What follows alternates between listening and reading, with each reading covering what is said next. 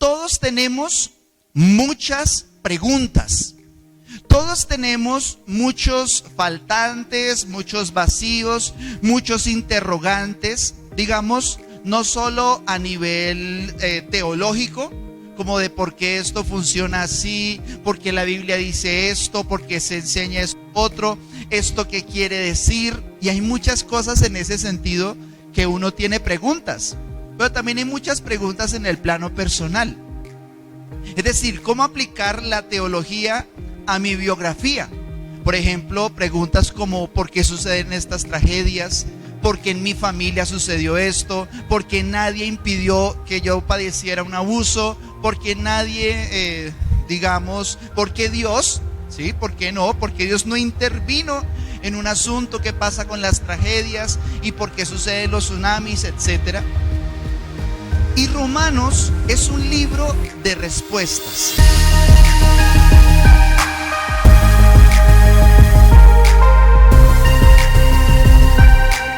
La carta a los romanos es una galería de respuestas.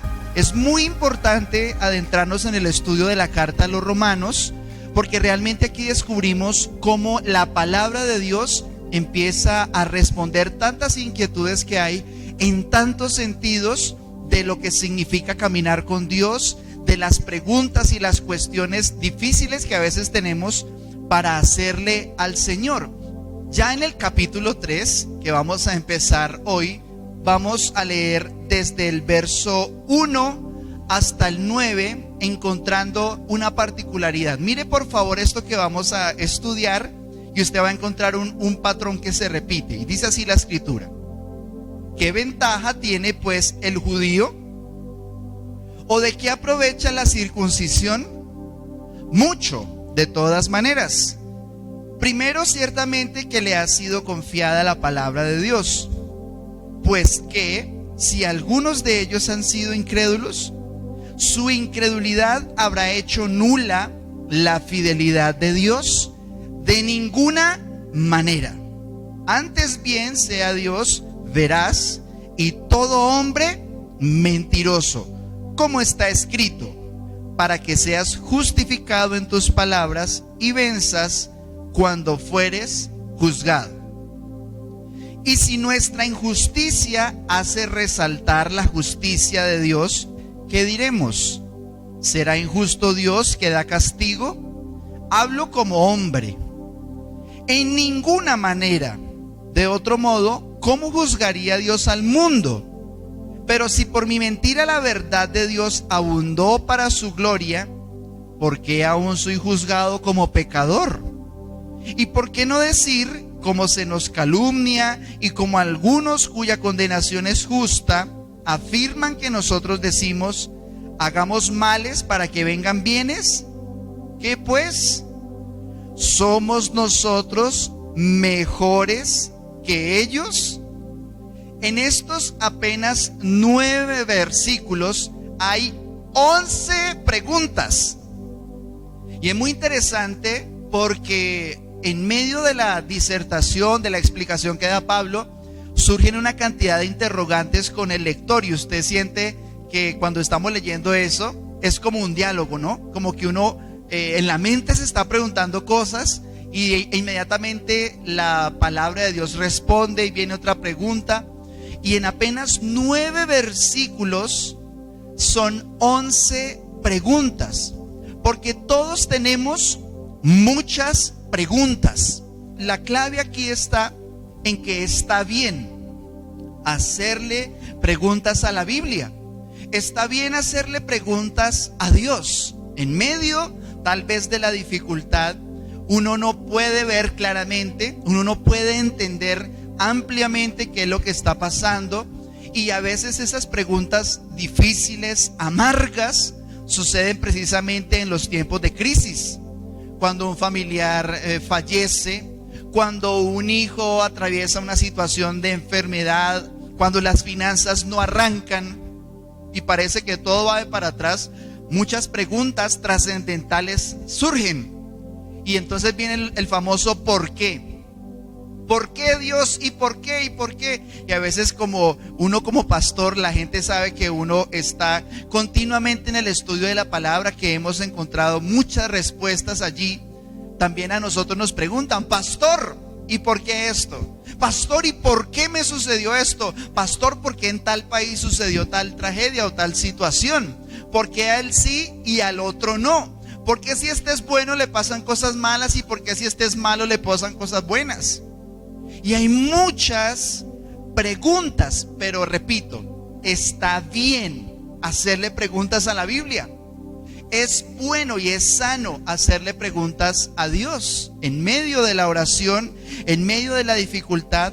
Es bueno hacerlo, pero quédese pues a escuchar la respuesta, ¿no? Porque ustedes saben que Job hizo muchas preguntas en medio de su amargura y pasaron 40 y pico de capítulos haciendo preguntas. Casi 40 capítulos Job diciendo: ¿por qué no nací muerto? ¿Por qué no me abortaron? ¿Por qué? ¿Y por qué? ¿Y por qué? En medio de tanto dolor.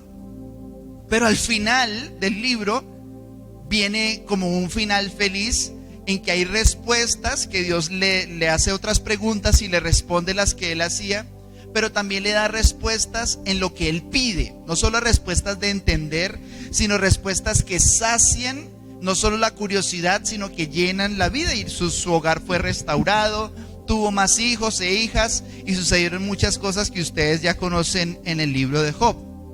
Pero es bueno que tengamos preguntas.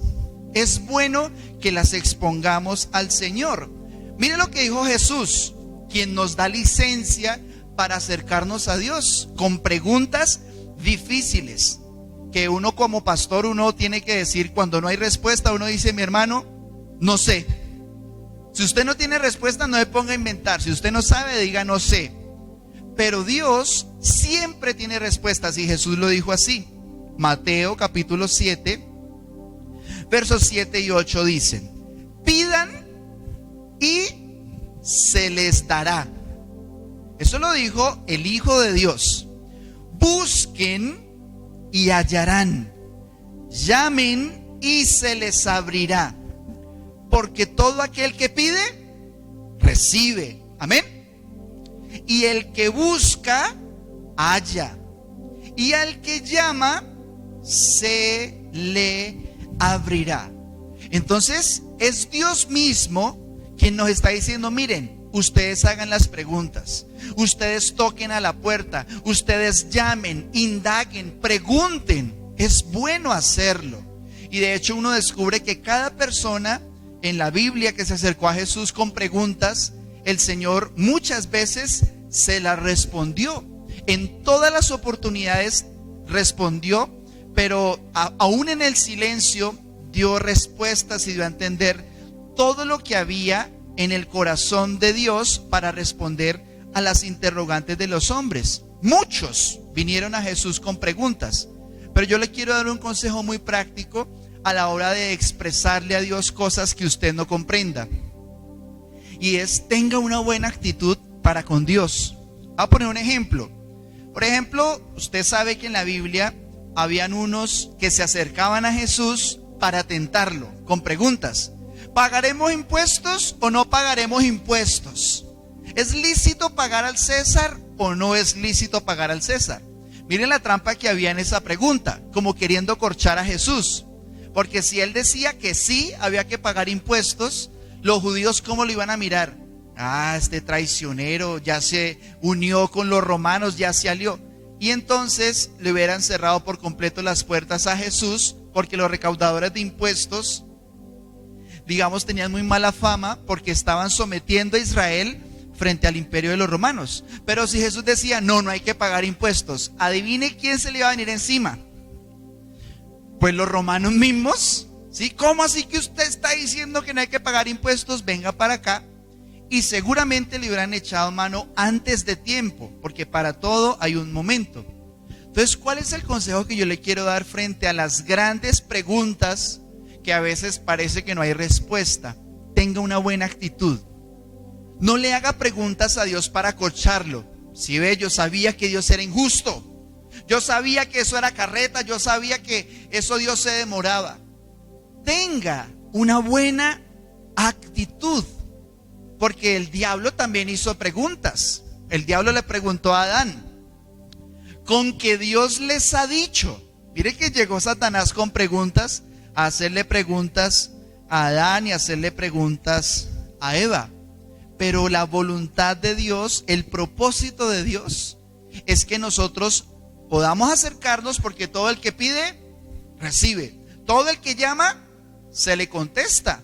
Entonces, enseña de una manera similar Santiago, en el libro de Santiago, dice en el capítulo 1, enseñando acerca de cuando uno siente que no hay respuestas y que no es suficiente, dice así: si alguno de ustedes tiene falta de sabiduría, ¿qué hay que hacer?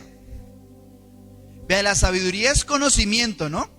Es el conocimiento bien aplicado, es la prudencia.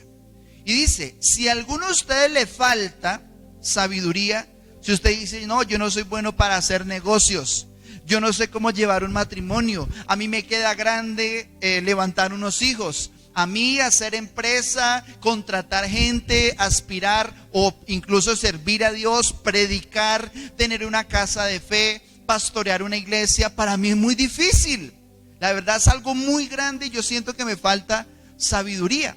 Pues la palabra de Dios dice que frente a ese vacío, que no hayan respuestas a las preguntas, dice, pídala a Dios, el cual, ¿qué hace?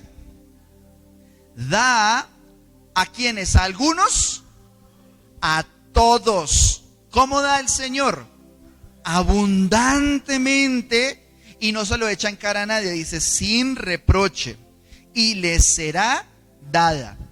Sin embargo, aquí también dice, ¿cómo? Dice, pero pida con fe, no dudando nada, porque el que duda es semejante a la onda del mar, que es arrastrada por el viento y echada de una parte a otra.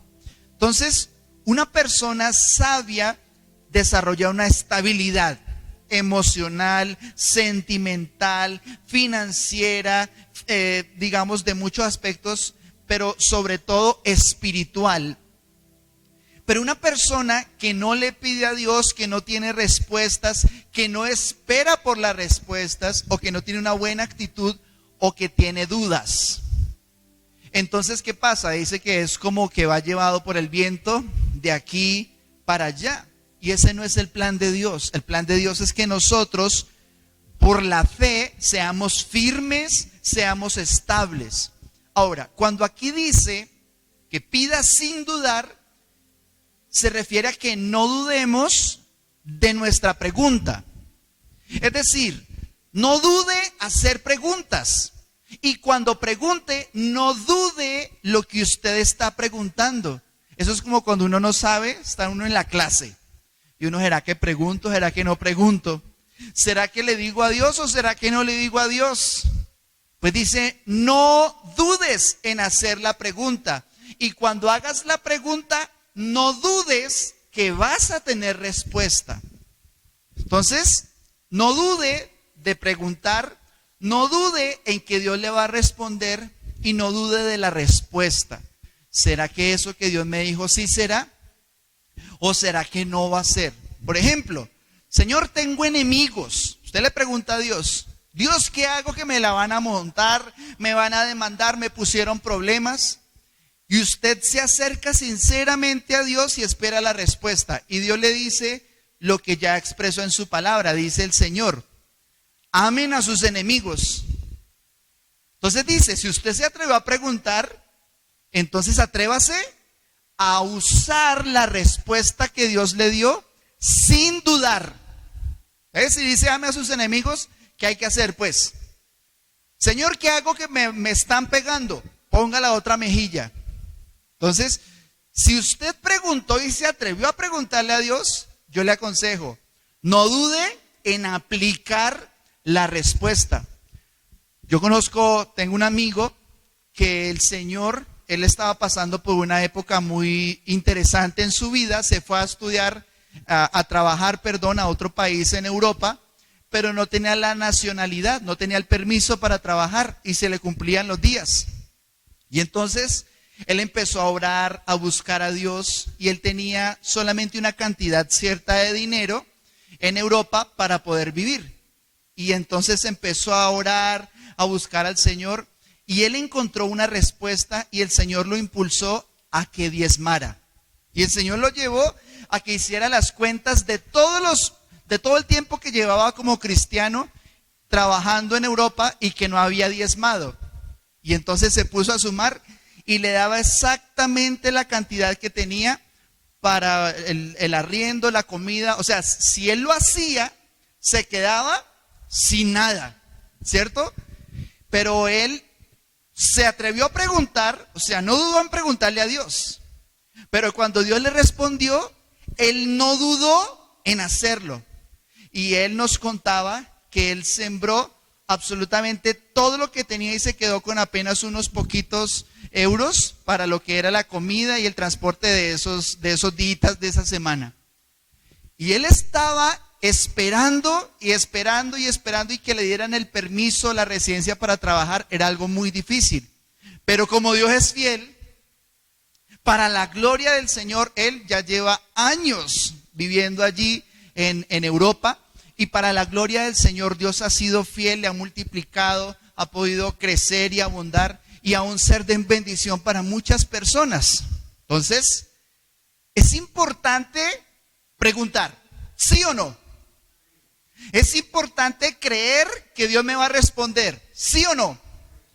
Pero es todavía más importante, bueno, ¿y yo qué voy a hacer con la respuesta que Dios me está dando? Por eso dice Santiago, pídalo, pero sin dudar. ¿Será que sí? ¿Será que no? No dudes de la respuesta de Dios. Ahora, vamos a adentrarnos entonces ahora sí en lo que leíamos y vamos a intentar dar respuesta a esas 11 preguntas que aparecen allí en Romanos del capítulo 3, del verso 1 al 9. Y no las vamos a responder todas una por una, sino por grupos, porque ustedes se van a dar cuenta de que hablan de lo mismo. Y dice así el verso 1 y 2. ¿Qué ventaja tiene pues el judío? ¿O de qué aprovecha la circuncisión? Esas son las primeras dos preguntas. Y mire que de una vez responde. Dice, mucho. En todas maneras, primero, ciertamente que les ha sido confiada la palabra de Dios. Entonces, mis hermanos, aquí el Señor, a través del apóstol Pablo, está recordándonos que el antiguo pacto fue muy necesario. Es decir, en el razonamiento de Pablo, en las preguntas que él está haciendo, que son retóricas, para que la persona que lee se interrogue, se interpele y pueda como que tener una conversación en su mente, él lo que dice es, bueno, ¿y el antiguo pacto cómo de qué sirvió? ¿Cómo de qué aprovechó la circuncisión? Todo lo que pasó con Abraham, todo lo que pasó con Jacob, todo lo que pasó con José, todo lo que pasó con Moisés, con Josué, con los profetas, con los reyes. ¿Eso de qué sirvió? Porque él pregunta, bueno, ¿y ser judío como qué ventaja tiene?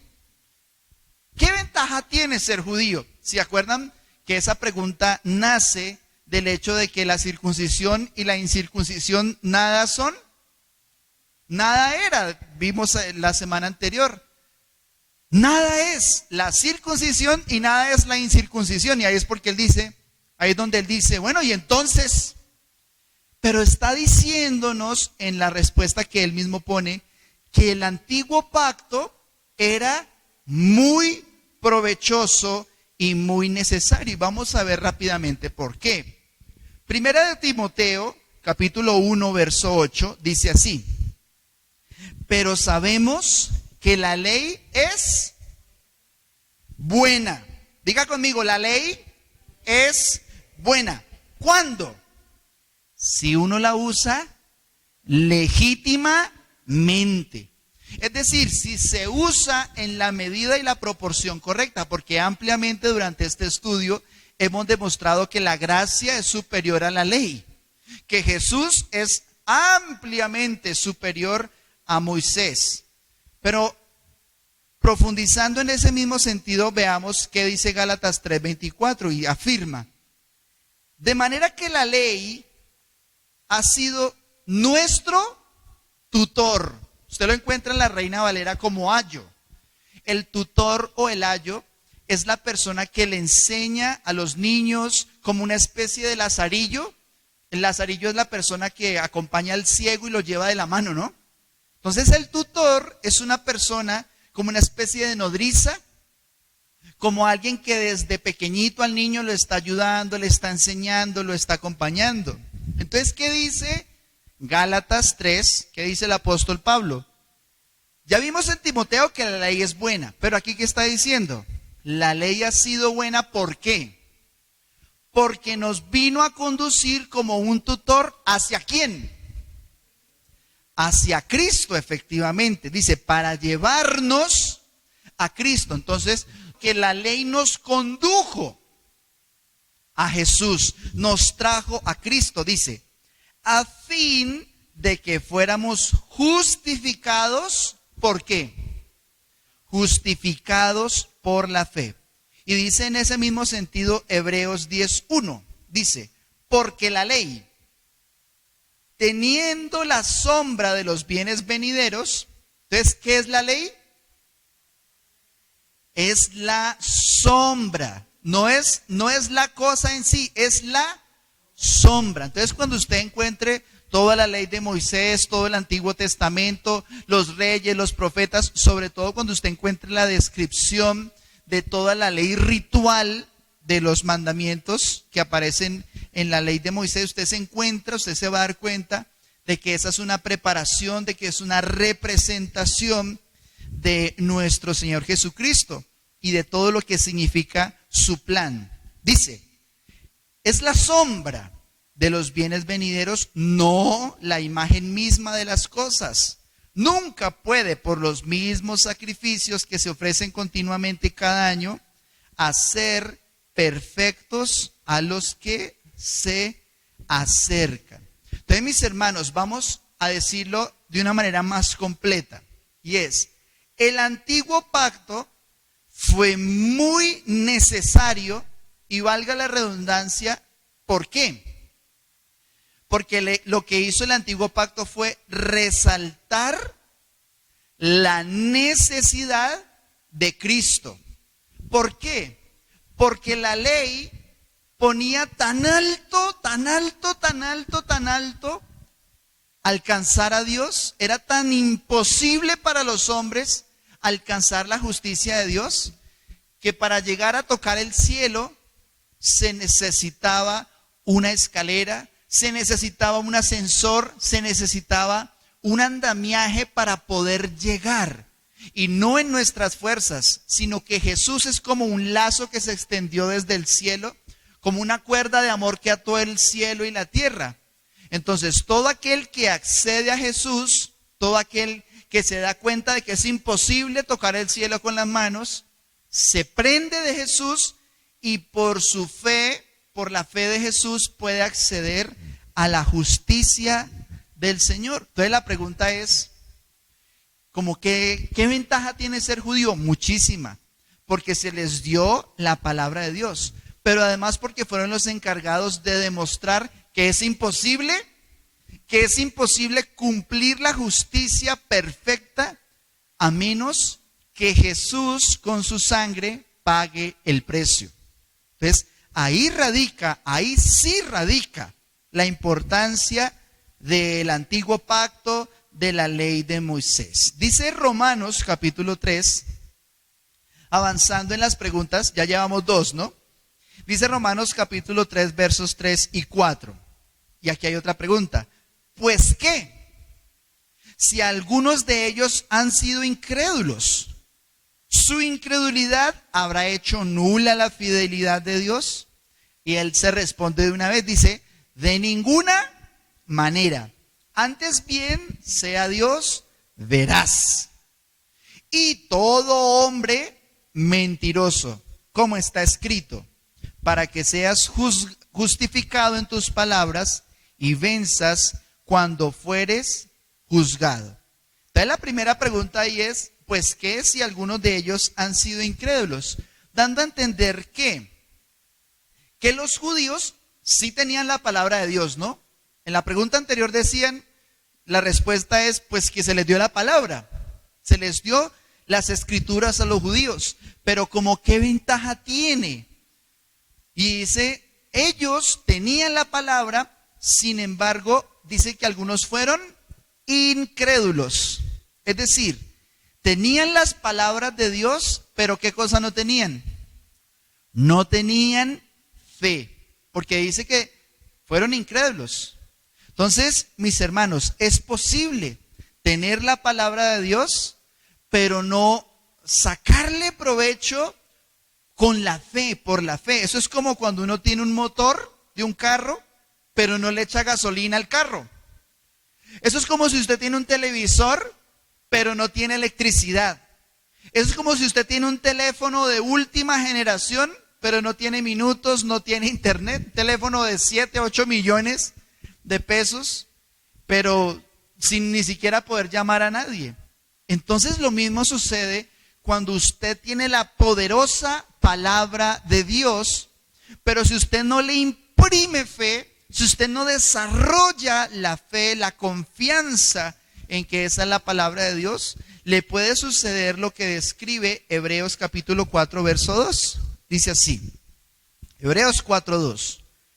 Porque también a nosotros se nos ha anunciado la buena nueva como a ellos. Pero ¿qué pasó con ellos? Dice, no les aprovechó el oír la palabra. ¿Por qué no le aprovechó la palabra de Dios? Por no ir acompañada de fe en los que la oyeron. Entonces nosotros decimos, sí, la fe es por el oír, la fe es por el oír la palabra de Dios. Y eso es cierto, es bíblico, también está en Romanos y lo vamos a ver más adelante.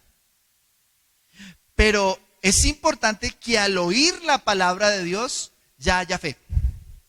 Ya nosotros podamos tener la disposición a saber que esa es la palabra verdadera de Dios, no poner ningún manto de duda sobre lo que Dios ha dicho. Entonces, tremendo, ¿no? Tener la palabra de Dios, pero no tener la fe para creerla. Ahora, yo descubrí un principio en mi vida personal y me ha bendecido mucho, y es que hay muchas personas sin fe. Hay muchas personas sin fe. Aún en la iglesia hay personas que sí han creído y la Biblia habla de los débiles en la fe. Pero yo le digo una cosa, no permitas que la poca fe de otros afecte tu fe jamás. Que la poca fe de otros nunca afecte tu fe. ¿Qué tal hermano le pasó algo? ¿Qué tal hermano no creyó? ¿Qué tal hermano dijo? ¿Qué tal hermana cayó en esto? ¿Qué sucedió? Que el pastor, que el líder, que el anciano, que el yo no sé qué, por allá pecó, por allá falló, por allá, eso no, al final se volvió atrás, ya no es pastor, ya renunció, que todos en la iglesia se fueron y solo quedé yo. Mire, nunca permita que la poca fe de los demás afecte su fe, porque cada uno dará cuenta a Dios de sí mismo. Usted no le van a preguntar por la fe de su pastor, a usted no le van a preguntar por la fe de su esposa, ni por la fe de sus hijos. Se fueron, que se vayan. ¿Los amamos? Sí. ¿Oramos por ellos? Sí. ¿Creemos a Dios que Él es el que los levanta? Sí. Pero aún en la flaqueza de los demás, usted nunca permita que la poca fe de otros afecte la fe que usted tiene, porque usted no está creyendo en lo que Dios hace en los demás solamente. Usted está creyendo en lo que Dios dijo que iba a hacer y lo va a hacer. Créame que Dios lo va a hacer, porque la fidelidad de Dios nunca queda sin efecto. Dios permanece fiel y el Señor dijo y lo hará. El Señor prometió y veremos el resultado de eso que Dios prometió. En esta época de excristianos, en esta época donde mucha gente ha ido soltando, ha ido renunciando, ya lo habló el Señor Jesús, dijo que en los últimos tiempos, por aumentarse la maldad, dice, el amor de muchos se enfriará. Pero mire lo precioso de la fidelidad del Señor, dice 2 de Timoteo capítulo 2, versículos 12 y 13. Si le negáremos, dice, Él también nos negará. Por eso nunca niegue usted al Señor. Y dice, si fuéramos infieles, no dice Él será infiel, dice Él permanece fiel, porque Él no puede negarse a sí mismo. Miren, esta es una garantía tan hermosa. Eso es como cuando hay una pareja, y si en la pareja uno de los dos es infiel, el que fue infiel tuvo una falla en su amor. Porque usted no me diga que usted ama, pero usted fue infiel. No, el que ama permanece fiel. Y es fácil para el que ama permanecer fiel. Pero para el que no ama, hay una lucha, hay una dificultad. Pero mire lo que dice la Escritura, que Dios es amor y que Él permanece siempre fiel. Por eso el apóstol Pablo responde también esa pregunta y dice, Dios se ha declarado siempre veraz. Usted no puede perder de vista eso, que si alguien niega al Señor, el Señor le niega. Pero si alguien le es infiel a Dios, ¿qué hace Dios? Él sigue adelante. Mire, Dios dijo por allá en el inicio, en Edén, dijo, mira, la serpiente va a morder el calcañar de la descendencia de Eva. Pero esta descendencia le aplastará la cabeza a la serpiente. Entonces, desde el principio prometió un redentor. Desde el principio prometió un salvador. Y el Señor permaneció fiel. Le dijo a Abraham hace muchos siglos, Abraham, en ti serán benditas todas las naciones. Y esta es la hora que en Colombia y en toda América Latina y en todo el mundo hay creyentes. En todo el mundo hay cristianos, hay creyentes, hay hijos de Dios. ¿Por qué? ¿Porque somos fieles nosotros? No, sino porque Él es siempre veraz, siempre fiel. Pero eso tiene un lado, digamos, la otra cara de la moneda es como triste, ¿sí? Y dice que todo hombre será declarado mentiroso. Entonces, siempre que usted ve a alguien diciendo, ese es un mentiroso, es que esa es una mentirosa, eso aplica también para el que lo dice.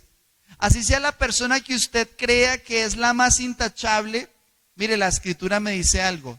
Todo hombre es mentiroso.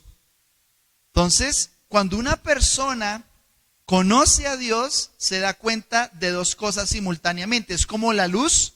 Entre la luz más se acerca, usted más detalles puede ver. Si usted se aleja de la luz, usted puede estar sucio y no importa. Pero usted se acerca a la luz y ¿qué pasa? Se pasan dos cosas y es muy extraño esa naturaleza. Porque usted se da cuenta de lo frágil que somos, pero simultáneamente se da cuenta de lo grande que es Él. Y usted se mira a usted y usted ve que hay tantos faltantes, todo hombre es mentiroso, pero usted mira a Dios y Dios es siempre veraz. Por eso, ¿a quién hay que mirar siempre? Al Señor. Porque si me miro a mí mismo, si tú misma te estás mirando, siempre vas a ver faltantes, vacíos, yo no puedo. Y es verdad, yo no puedo, es una realidad. Pero cuando miro a Cristo, ¿qué empiezo a decir? ¿Qué empiezo a ver? Todo lo puedo en Cristo. Vea, usted se da cuenta de una persona que tiene fe por donde tiene sus ojos. Si tiene sus ojos puestos en sí mismo, Si tiene puestos los ojos en sus finanzas, si tiene puestos los ojos en sus negocios, si tiene puestos los ojos en sus hijos, en su familia, si ahí está su tesoro y ahí está su corazón, si pone sus ojos en él, todo el tiempo, ¿qué es lo que va a descubrir? Todo hombre es mentiroso, a todo hombre le falta, a toda persona es insuficiente, no alcanza, no da la talla.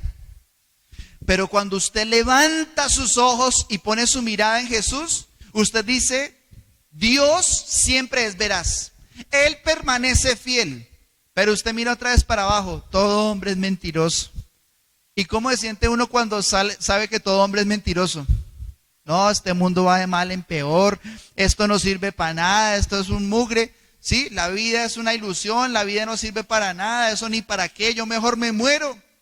Job se concentró tanto en su dolor que dijo, yo he haber nacido muerto. Pero cuando miró a Dios, ¿qué dijo? Hablaba lo que no entendía, ahora tapo mi boca y reconozco que tú eres el único justo, porque Dios es siempre veraz. Amén. Ahora, continúa diciendo en las preguntas del apóstol Pablo, vamos a verlo desde el verso 5 y 6, dice, y si nuestra injusticia hace resaltar la justicia de Dios, ¿qué diremos? Esa es una interesante pregunta. ¿Qué diremos? ¿Será Dios injusto porque da castigo? Y muy interesante que él dice, hablo como hombre. O sea, me toca expresarme humanamente para darme a entender. Dice, en ninguna manera. De otro modo, ¿cómo juzgaría Dios al mundo? Pero yo quiero invitarles a que nos tomemos en serio las dos preguntas grandes que hay en esos versículos. Tomémonos en serio esas dos preguntas porque de eso dependen muchas cosas. Y la primera pregunta es, ¿será injusto Dios que da castigo? Miren, esto no es algo pequeño, eso es algo demasiado profundo y que ha ocupado a filósofos, a teólogos, a ateos, a creyentes, a todo aquel que se enfrenta con la verdad de la existencia de Dios, o para algunos la sola idea de que haya un creador. Porque está el asunto moral, está el asunto de la justicia, y por eso el libro de Romanos, hablábamos que el libro de Romanos, el eje central es la justicia. Pero aquí esta pregunta es muy seria. Mire, esta pregunta es muy seria. ¿Será injusto Dios? Y hay personas que dicen sí. O sea, hay personas que tienen una mente así de pequeña comparada con la mente de Dios, empezando porque Dios le dio esa mente.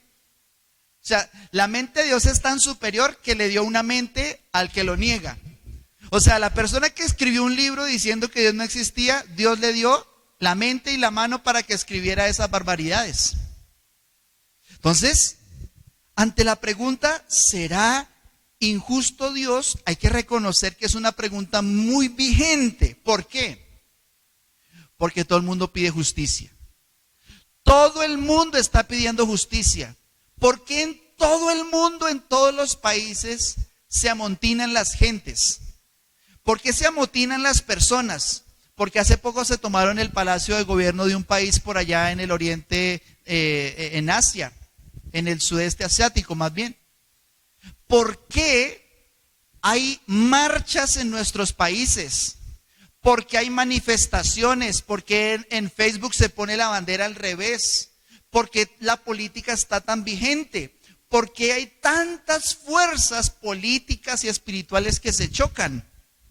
Porque, mis hermanos, todos piden justicia. Todo el mundo pide justicia. Y las marchas, la protesta, la gran protesta, ¿cuál es? En todo el mundo. Justicia, justicia, queremos justicia. No exploten más, no hagan daño, hagan algo contra los que violan mujeres, hagan algo contra los que violan niños, hagan algo contra los que roban, hagan algo contra no sé quién y no sé quién. Y para todo hay leyes. Pero ¿se ha notado que entre más leyes hay más injusticia?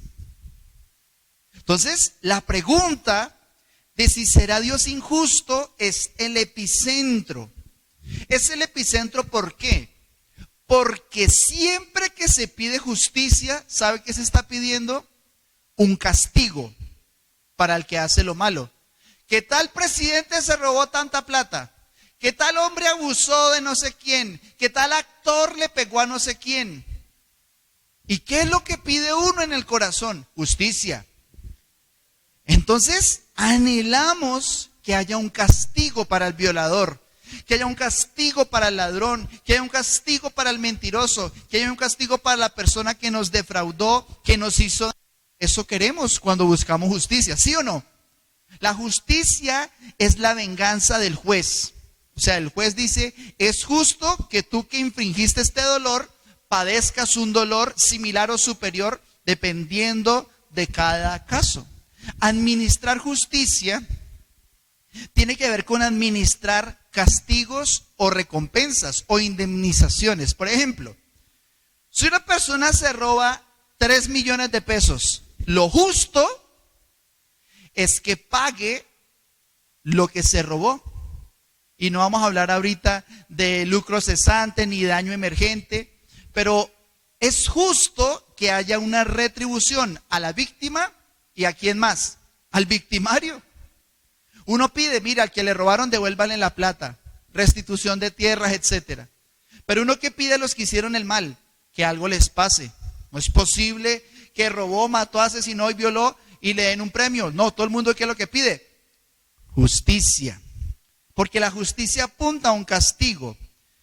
Sin embargo, la pregunta dice, ¿será Dios injusto porque da el castigo? Mire, si usted tiene problemas con Dios, si usted tiene dudas en su corazón de si Dios ha sido justo o injusto, o si Dios que dijo que iba a haber un infierno, que Jesucristo fue la persona que más habló del infierno, ya que Dios mismo decretó que el infierno va a ser para los ángeles que fallaron, para el diablo y para sus ángeles, y también para los que siguen al diablo en su perdición. Quiero que recuerde esto: el castigo no depende de quien lo da. El castigo no depende de quien lo da, sino de quien lo merece. Un juez no es bueno o malo si es equilibrado en su juicio, si no tiene una tendencia, sino que si es justo, no es bueno o malo cuando castiga. Si alguien roba, si alguien mata, ¿qué es lo más justo? Lo más justo es que reciba un castigo. El que robó 3 millones pasará unos días en la cárcel. Y el que robó 3.000 millones, ¿cuánto debe durar? Pues notablemente mucho más tiempo en la cárcel. Pero el castigo no depende del juez, si el juez es justo. Y ya entendemos que Dios es justo. No depende de Dios que castigó y dijo culpable, inocente, sino de aquel que cometió la falta. Por ejemplo, Jesús le dijo a unos hombres, le dijo a Pilatos, le dijo, tu pecado no es mayor que el de ellos. O sea, le dijo a Pilatos, tu pecado no es más grande que el pecado de los que me entregaron a ti. Entonces, a los ojos del Señor, en ese respecto, sí había un pecado más grave, que era el de los sumos sacerdotes, porque al que mucho se le da, mucho se le pide. Entonces, si una persona resulta en el infierno, la culpa no es de Dios. No es injusto que Dios haya creado el infierno y no es injusto que nadie vaya a parar allá, porque Dios es justo en administrar un castigo. Ahora, usted me dirá, pastor, ¿o sea que Dios es castigador? No. La Biblia dice que Dios es castigador de los malos. Él es justo en todos sus caminos y es bueno y siempre da oportunidad. Pero el hecho de que alguien sea castigado no depende de Dios.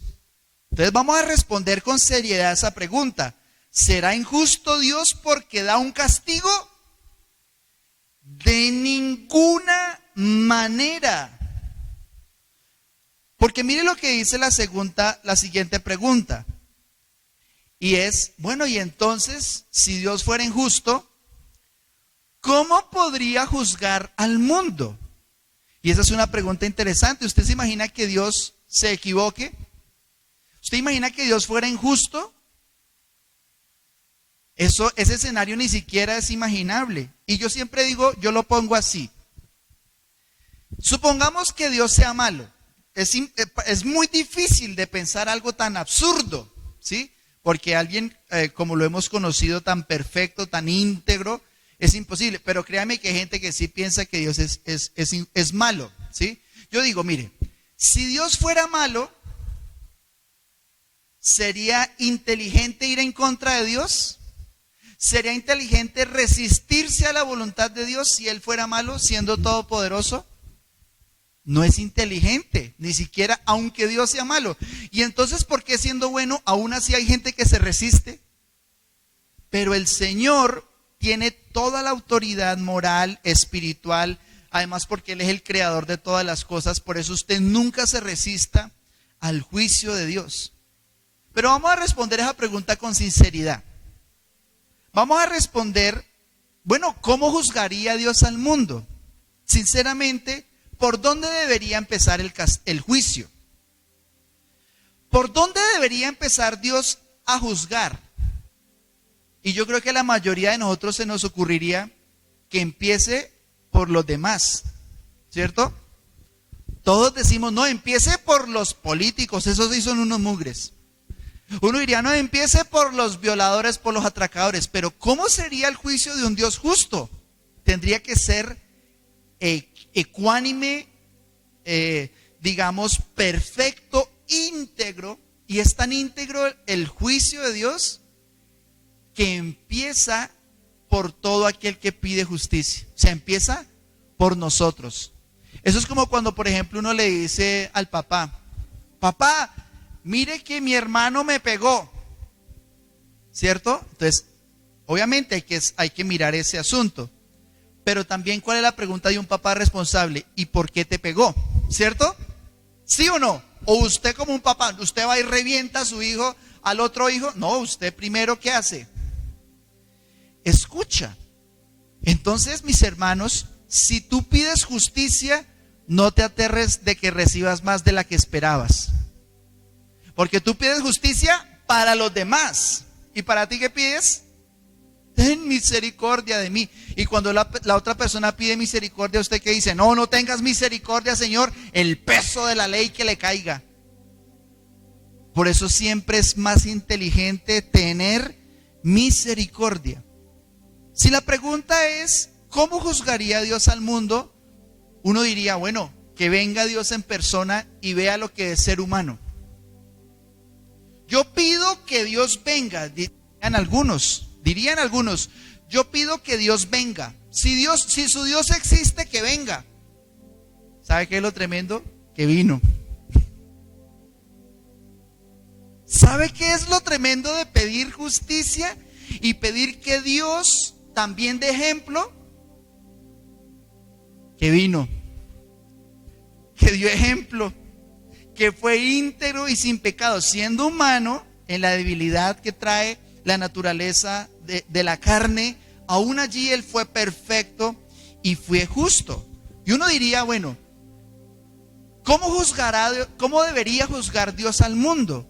Pues ya que uno dice, uy no, ya que yo estoy metido también, tengo rabo de paja, que es lo que vamos a ver dentro de 8 días, uno diría, bueno, si Dios fuera justo, Dios debería dar más oportunidades. ¿Y sabe qué es lo tremendo? Que Dios lo hace.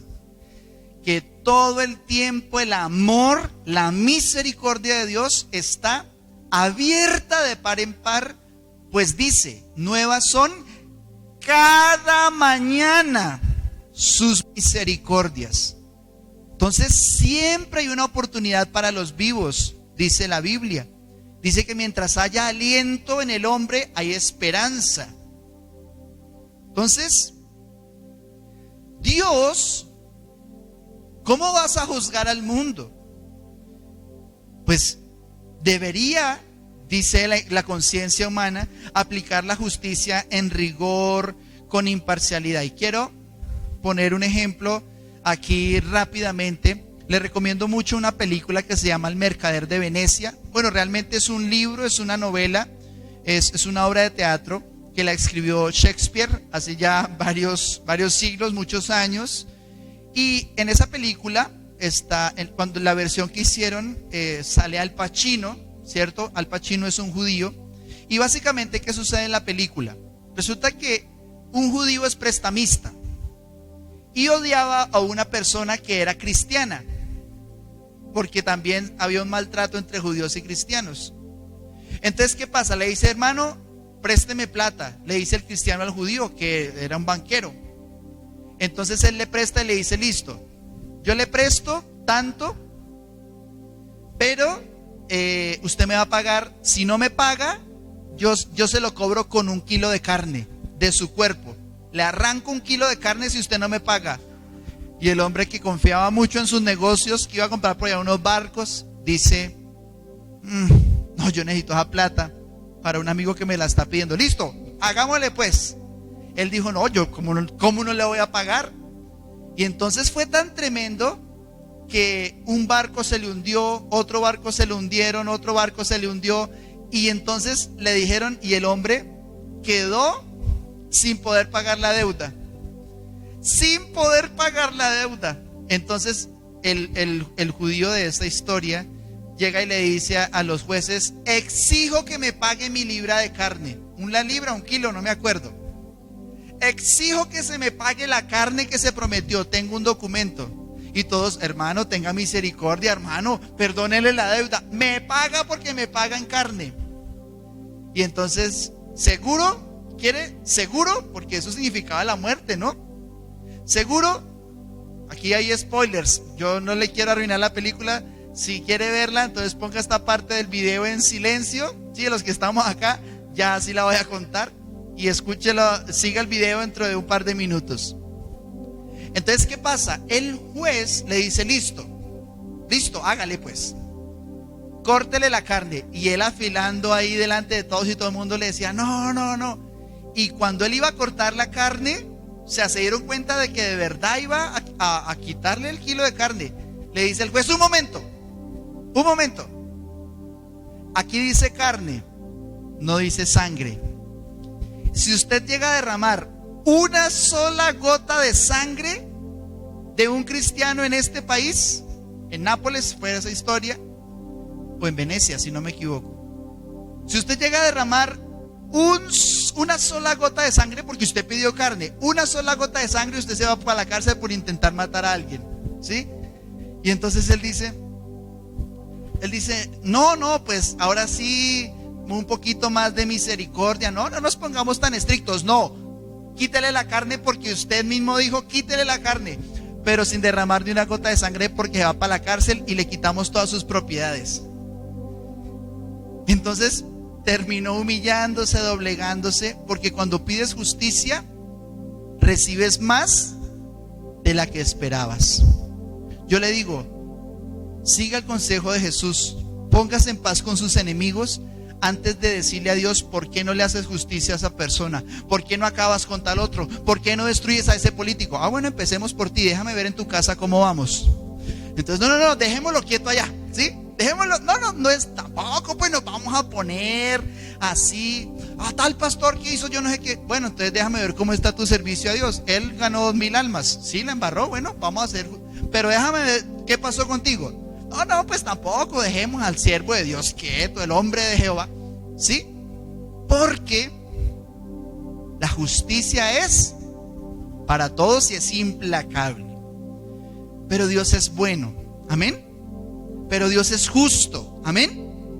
Ahora, dice avanzando en Romanos 3:7, dice: pero si por mi mentira la verdad de Dios abundó para su gloria, ¿por qué aún soy juzgado como pecador? La respuesta, digamos, uno la podría abordar de muchas maneras, pero diríamos: porque el juicio no recae sobre Dios, porque la luz es superior a la oscuridad, y porque la luz, siendo superior a la oscuridad, tiene la capacidad de dar respuestas. Y el Señor es la luz, Él es la verdad, Él es el único justo y digno de efectuar un juicio. Y pienso que en eso no hay mucho que agregar. En el verso 8, y con esto vamos a terminar, dice: ¿Y por qué no decir, como se nos calumnia y como algunos cuya condenación es justa afirman que nosotros decimos, hagamos males para que vengan bienes? ¿Qué le pasó al apóstol Pablo? Que como él anunciaba la misericordia, la gracia, el perdón de Dios, como él anunciaba, y la ley era tan estricta, tanto que apedreaban gente. Entonces, ¿qué empezaron a decir que Pablo predicaba? Que Pablo predicaba, hágale, porque entre usted más malo sea, más se resalta la bondad de Dios. Entonces, hagamos males para que vengan bienes. Eso es lo que decían personas que acusaban a Pablo. Pero ¿por qué, respondiendo a esa pregunta, ¿por qué no decimos que la gente haga males? Porque como la gracia de Dios sobreabunda donde hay pecado, ¿sí? Donde abunda el pecado, sobreabundó la gracia. Pues la respuesta está en ese mismo versículo, porque es una calumnia, porque eso no es lo que predicamos, y encima de todo porque afirmarlo traería condenación, pues la gracia no es licencia para pecar, amén, sino es el poder de Dios que ha vencido a la muerte y que ha vencido al pecado. Y con esta pregunta del verso 9 nos quedamos en suspenso, porque la vamos a ver dentro de 8 días en la siguiente lección. Y la pregunta es, ¿qué pues? ¿Somos nosotros mejores que ellos? Y él responde, en ninguna manera. Y un spoiler, me voy a adelantar un poquito dentro de 8 días, no se lo pierda porque esto va a ser muy, muy poderoso. Dice en Romanos 3, 23 al 24, por cuanto todos pecaron y están destituidos de la gloria de Dios. Pero ¿qué sucede? Dice, siendo justificados gratuitamente. ¿Pero cómo así? Es que Él pagó el precio. La salvación no es gratis, es invaluable, porque fue precio de sangre. Pero dice, siendo justificados gratuitamente por su gracia, mediante la redención que es en Cristo Jesús. Jesús. He aquí la respuesta que necesitábamos para la injusticia del mundo, para el pecado, para nuestra propia incapacidad. Porque todas las respuestas están en Jesús. Amén.